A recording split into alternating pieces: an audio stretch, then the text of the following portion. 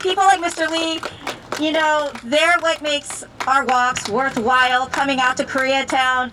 It makes it all worthwhile. And all of you guys coming out here, listening to the names earlier of everyone who lost their lives, that's what reminds us why we're out here, all of us. In case you didn't hear, we're the Neighborhood Safety Companions. We're out here to deter crime and connect with the community. And so you'll see us out in our yellow vest. They call us the banana people sometimes. So we're here looking out for the lone pedestrian.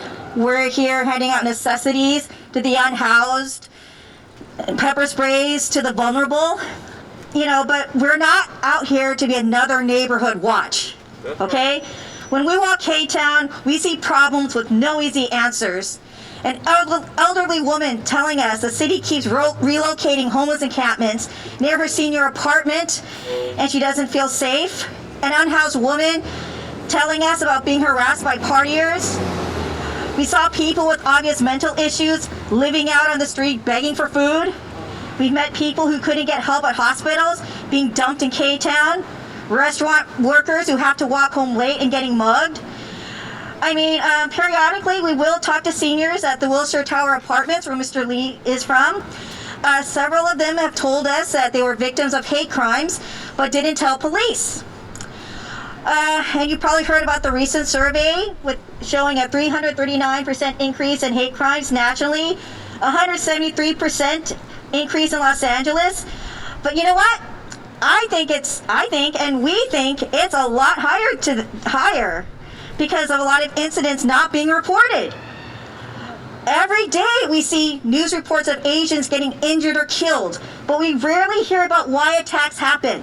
We rarely hear solutions to the violence, except maybe throw money at law enforcement to report hate crimes. We're sick of seeing body counts. We want to get into why this is happening and how can we end this. Police won't fix these social ills, so what we're trying to do is create a community-based safety model that gets to the root of the problems. These political and economic systems serve the status quo and pit us against each other. Police have narrow definitions of what is a hate crime, which keeps victims from getting justice.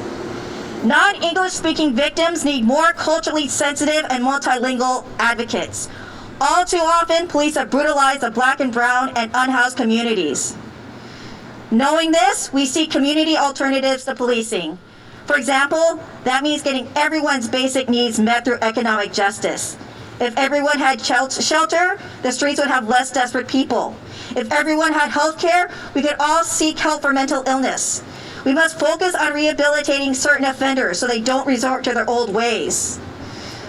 You ever notice the media tends to hype an attack if the suspect is a person of color, even though most of the perpetrators of hate crimes are white supremacists? That sensationalism drives a narrative that Black people hate Asians, which is a lie that serves our common enemy. Solidarity with the Black, brown, and unhoused communities is essential to our survival.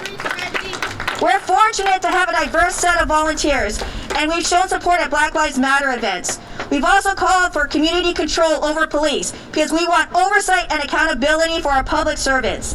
Their job is to serve all of us, not just the wealthy.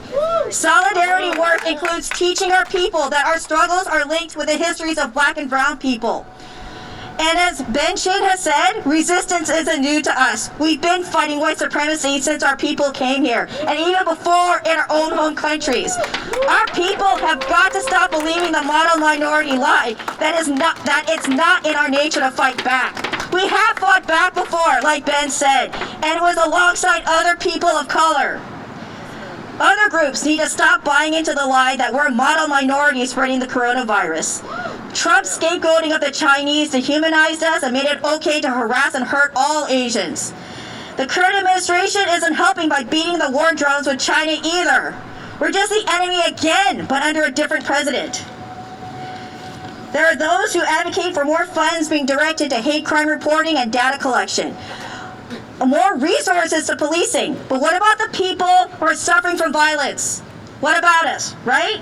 Should hate crime victims have to use a GoFundMe to pay their medical bills? No. That's why we're trying to meet with Representative Judy Chu to talk about giving funds allocated in the COVID-19 Hate Crimes Act to victims and their families for medical expenses and psychological trauma support.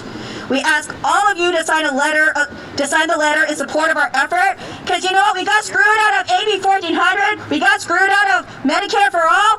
So hey, let's try to do something. Let's try to support our community, because at the end of the day, we protect us. Yeah.